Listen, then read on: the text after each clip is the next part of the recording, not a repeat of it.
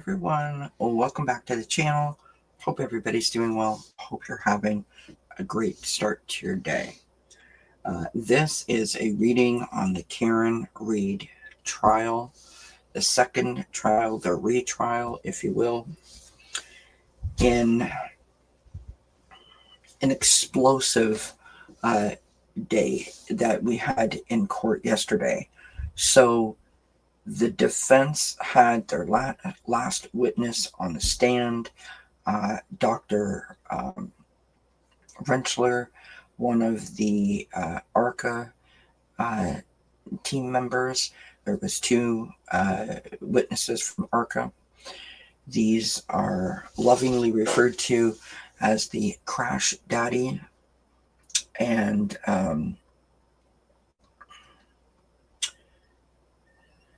to say that it was an intense cross-examination by the prosecutor, the Commonwealth, Hank Brennan, would be an understatement.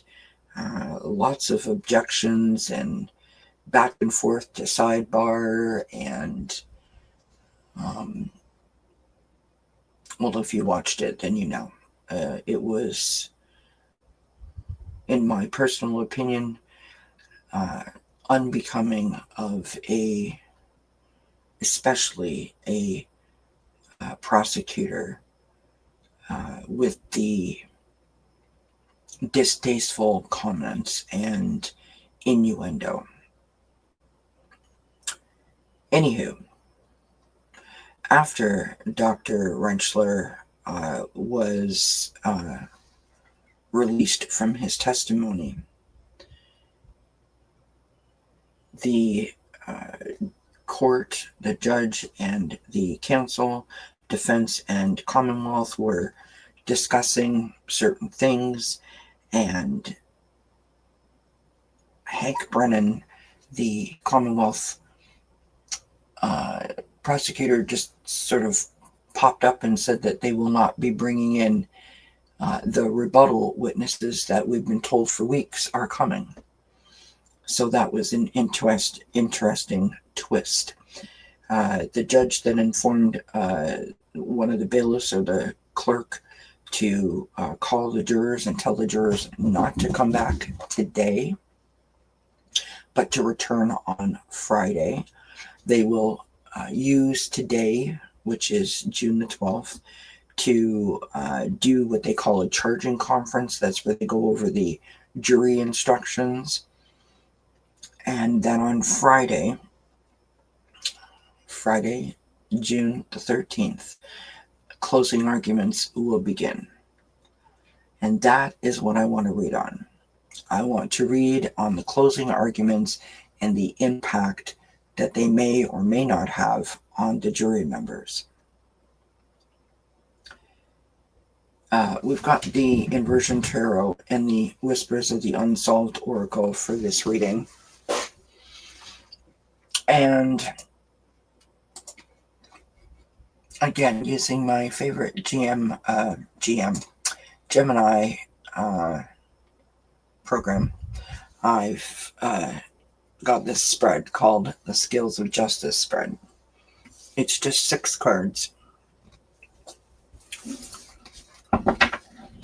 And then once the closing arguments are done and the jury is off to deliberate, I will then come back and do another reading where we look at each of the juror members to see what that looks like.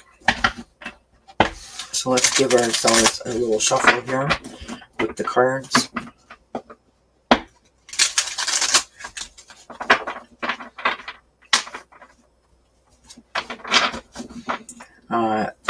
Attorney Jackson, which is for the defense, if you're not aware, was asking the judge yesterday for more time in his closing arguments. In the first trial, the judge gave each side only 1 hour. And I don't know about you, but I've never seen that happen before. I'm sure it does happen. I've just never seen it. And he was asking for at least an hour and a half. And it makes sense. This trial has been going on for 8 weeks.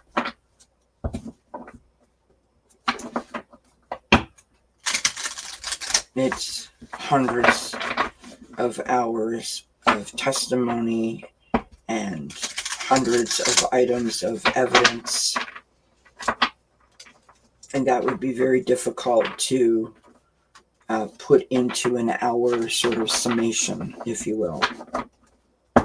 So I don't think it's an unreasonable request. The judge sort of went back and forth with Attorney Jackson, and there was some laughter, which was nice to see. And because it had been a very intense day, as I mentioned, and she said, I might give you an hour and 15, I'll think about it and I'll let you know. So, the closing arguments is an opportunity, and our first card is popped out, and I'll tell you what this is in a minute. The closing arguments are a way for the attorneys to sum up the case, highlight certain things that they want to highlight.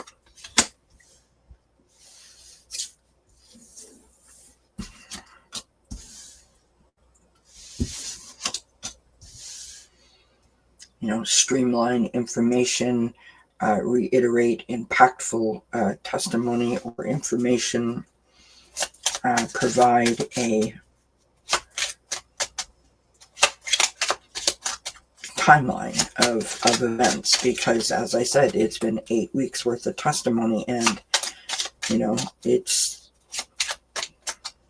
a lot of information to take in. We just need 2 more cards, please, Spirit. Thank you.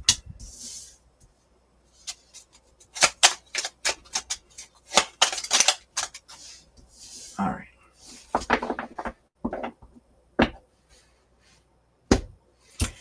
So our first card, what we're going to do is we're going to use the Whispers of the Unsolved to sort of get more information or clarify each of these cards as we go. So the first card is the prosecutor's case. The strengths and the weaknesses of the prosecution's arguments, the evidence presented, and their core narrative. So let's put ourselves in the mindset of we are the jurors, and we are sitting here and we are taking in the closing arguments between the Commonwealth prosecutor and the defense. And we're weighing all that information. We're remembering testimony, remembering witnesses, recollecting, certain things that caught our attention, etc. So the prosecution's case, we've got the 2 of Swords. Crossroads.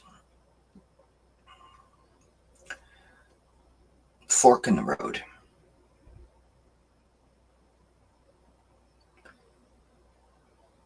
Now, if you've been watching this trial, you will have noticed and you will have heard many times in different chats that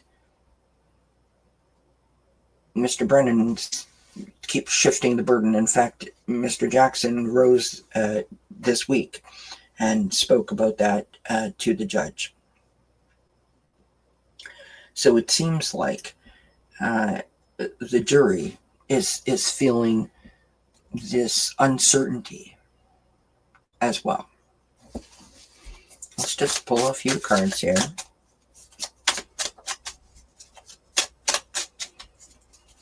On the prosecution's case.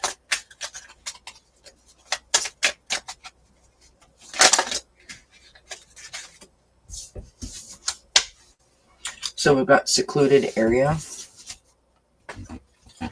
and male.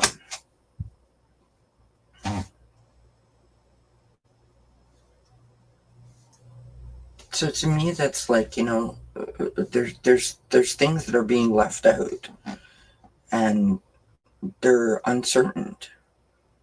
Sort of feel isolated, sort of feel alone, sort of feel in the dark, right?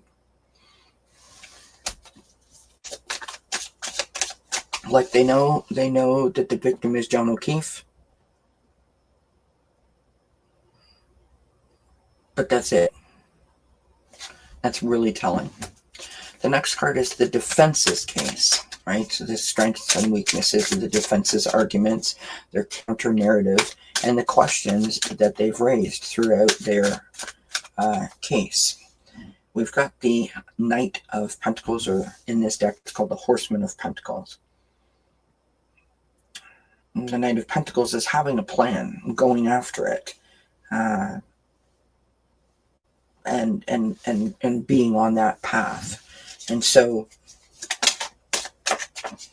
how interesting is that? Got a male, which is, justice for Officer John O'Keefe, for the victim, and the defense is for Karen Reed.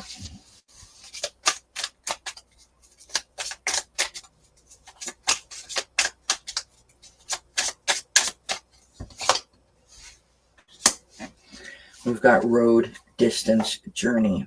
So I feel like the jury is implying with these cards, based on the closing arguments of the defense and its testimony in its totality, that they have really taken them on a journey, right? Where they've connected the dots. They have told a narrative.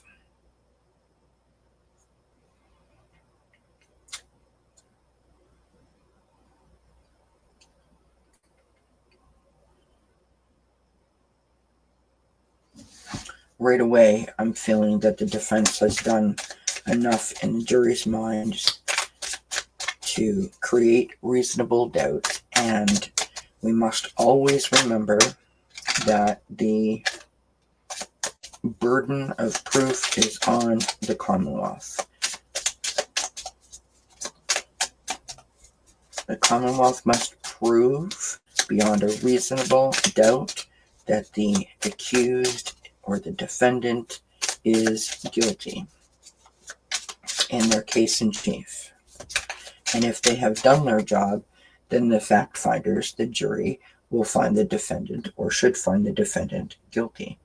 And those are, I believe, not verbatim, but basically part of the jury instructions. The defense doesn't have to prove anything. But what they have to offer, or should want to offer, is reasonable doubt. The next card is the unrevealed truth.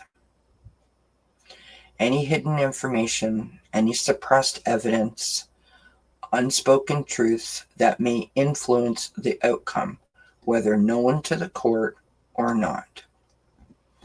So we have a outstanding motion by the defense, where the defense wants the judge, the way I understand it, to include missing witnesses like former trooper Michael Proctor, Brian Albert, the homeowner, Brian Higgins,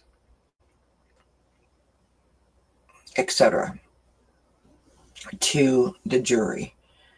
And we don't have a decision on that yet. And so this could be something, because the jury has heard those names, they may wonder, for example, why did you not call the lead investigator in the case? Right? So, the unrevealed truth, the hidden depths. We've got the Ace of Cups. Cups are our emotions, and there is a feeling with this card that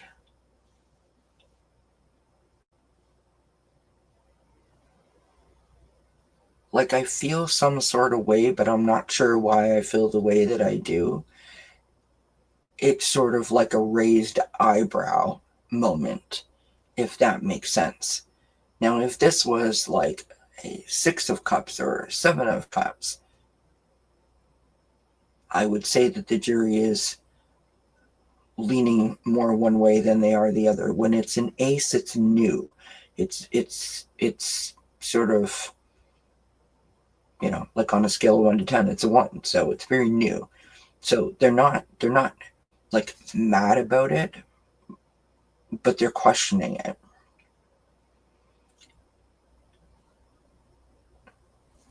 And I revert back to this. This is the crossroads. This is what they're missing, right? Oh, we had a card that turned over. We've got trash.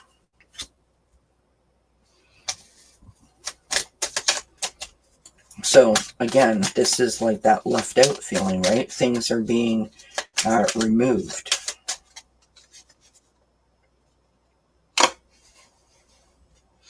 Now, we've got routine, habit, and typical.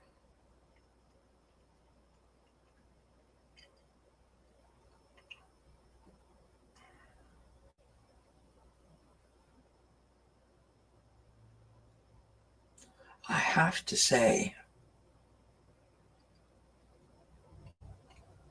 and I try really hard not to let my personal thoughts or feelings get in the way of what I'm interpreting the cards to say, but I'm really picking up this vibe that the jury is just not impressed.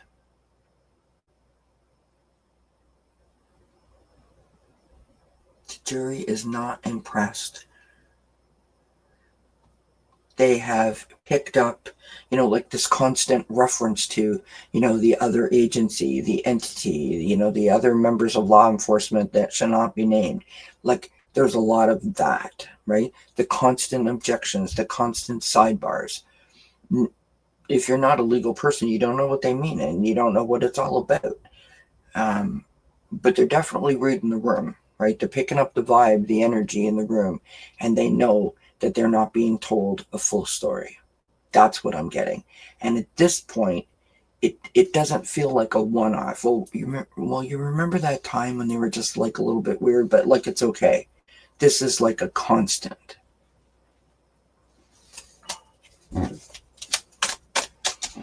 And we can say a lot of things about juries and jurors and all that stuff, but this is an awesome responsibility to be plucked out of your life and be sat there for 8 weeks in this case, and listening to all this testimony day in and day out, and then you're supposed to make a decision on someone's guilt or innocence in a murder trial. This is an awesome responsibility. Now imagine that you have that awesome responsibility and you feel like you're not being told everything. How do you make a decision? How do you make a decision that you feel good about when you feel like you're missing part of the puzzle? Right? Even my cat agrees. Hey, buddy. Our next card is the jury deliberation, the collective mindset and influence on the jury. This is their biases, their interpretations, the overall atmosphere of their decision-making process. This is the sort of like, the moment where you gotta like put up or shut up kind of deal, right? And we've got the 9 of Pentacles. And I love this card coming out in this position for the jury. This is, you've reached a stage in your life where you can sort of sit back and sort of reap the rewards of your hard efforts. And so the weeks of testimony and not being able to, go on social media or watch the news or talk to anybody about, where you're spending your days, all of it is coming down to this moment, and they want to do a good job. And so who doesn't want to see that for any jury?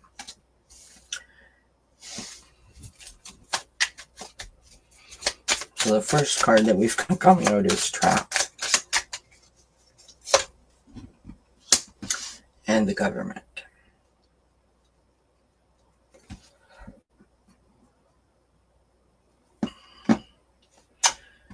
I think that the jury, by the end of closing arguments, or up to and including closing arguments, feels like,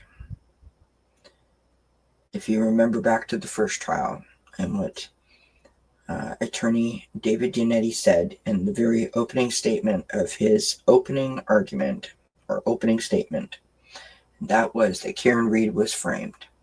I believe that the jury has collectively had thoughts about that very thing, and that is where they're leaning. That is so interesting. All right, the next card is the Accused Fate. So, Karen Read, we've got the Queen of Cups. The direct personal outcome for her, right? Focusing on her immediate future and the impact that this moment is having on her.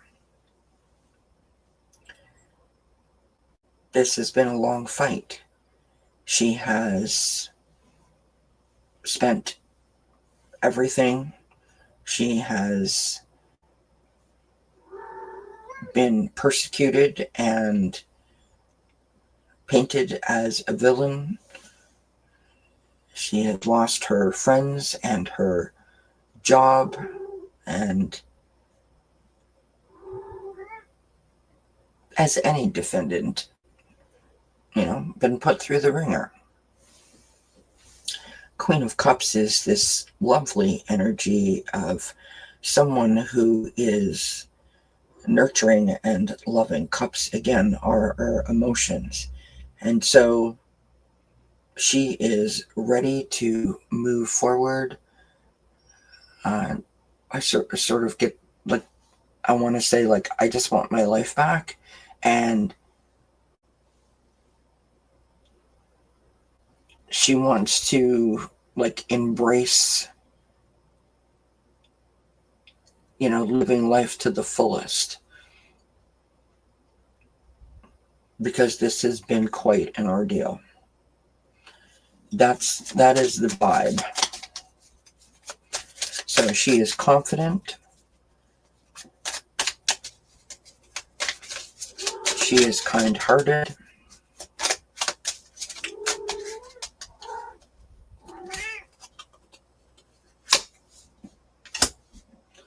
We have Burial.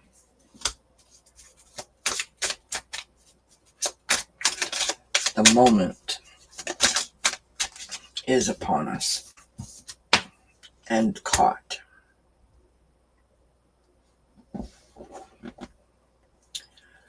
Now, I'm going to pull another card here because I don't interpret that card as she was caught. I interpret that hand, or that card, as in conjunction with the Burial. This is the moment. It's over. Whatever happens when this verdict comes back is going to be life-changing. As much as the night of January 29th, 2022, or the day, depending on how you want to look at it, was life-changing for her. This is the final act in this.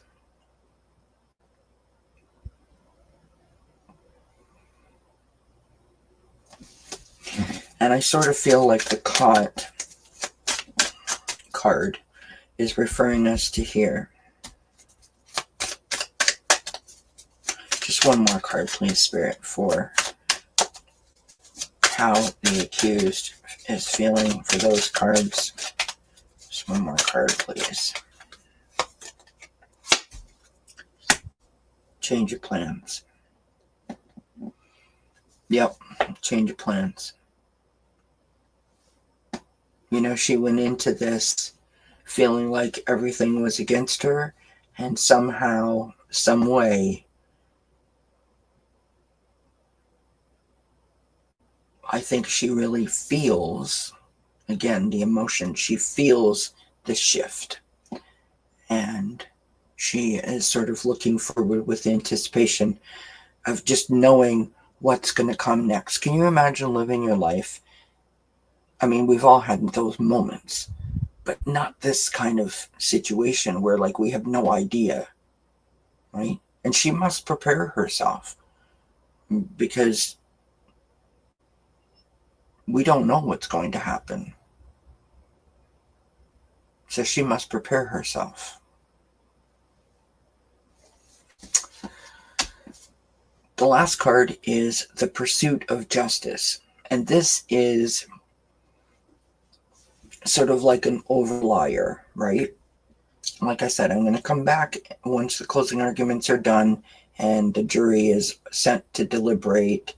I'm going to come back and do a more in-depth reading on the jury itself and the verdict. This is sort of like the societal impact, right? So what kind of justice will be served?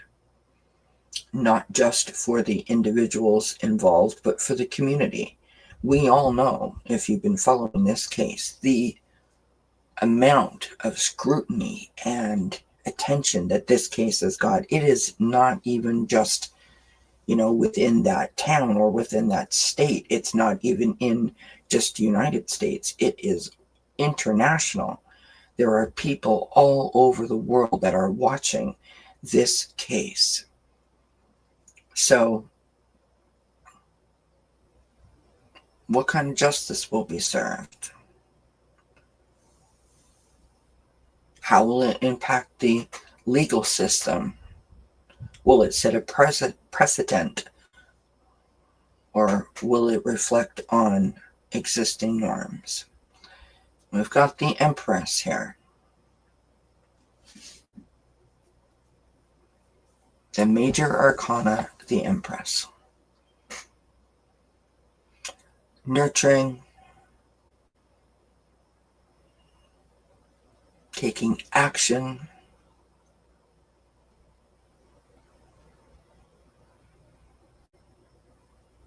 and seeing things through the eyes of opportunity and possibility.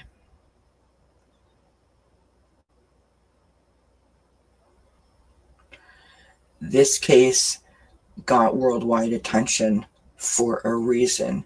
This case is going to go down in the history books in terms of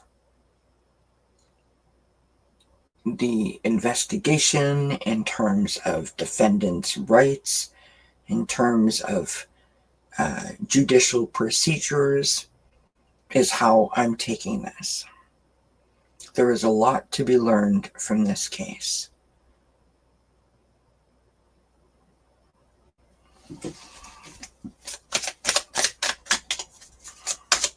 There are so many people that are emotionally invested in this.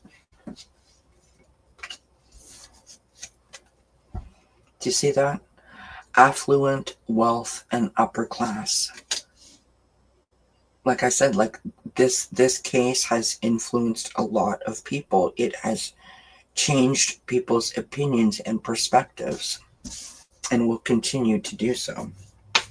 The world is watching. And below ground level. This seems to imply to me that there are things going on beneath the surface, and those things are being or will shortly be exposed.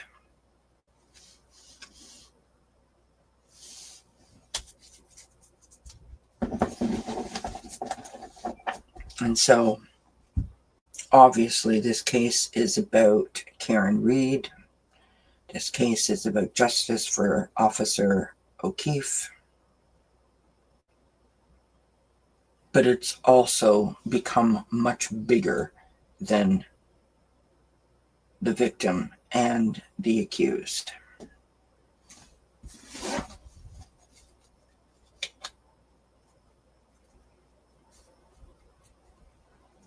On the bottom of the deck, we've got the Knight of Wands.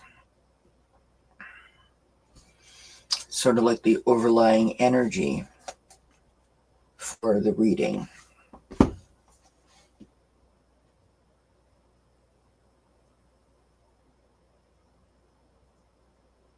Again, very much like this Knight of Pentacles. The Knight of Pentacles is a little slower, a little more methodical. The Knight of Wands is sort of, think fire, right? Going after it, attacking it, if you will. And so the overlying energy is that everything is in the hands, if you will, of these closing arguments. This is the decider. And these closing arguments are going to be, I think, like a master class, and hopefully the jury gets what they need from them. Godspeed to all that are involved. I mean, it's just a crazy, crazy ride that this trial has taken many people on. Anyways, that's what I've got for today. Hope you enjoyed it. Don't forget to do all those YouTube things, and I'll be back again with another reading once the jury starts to deliberate, as I said. And until then, I wish you many, many blessings. Mwah. Bye for now.